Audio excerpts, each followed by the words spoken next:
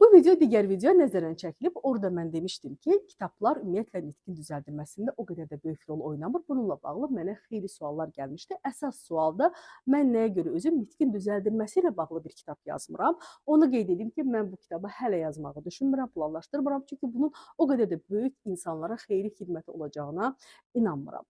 İkincisi, çünki nitq nəyə görə bir də onu təkrarlayım ki, nitq özü praktik düzələn bir məsələdir. Bax, bu praktik düzələn məsələ ilə bağlı sizə 3 çox vacib bir texnika deyəcəm. Biraz diqqətiniz məndə olsun, görəcəksiniz ki, nə qədər asandır. Burada biz 3 mərhələdən istifadə edirik. Bunlar dinləmə, izləmə və özümüzün icra etməyimizdir.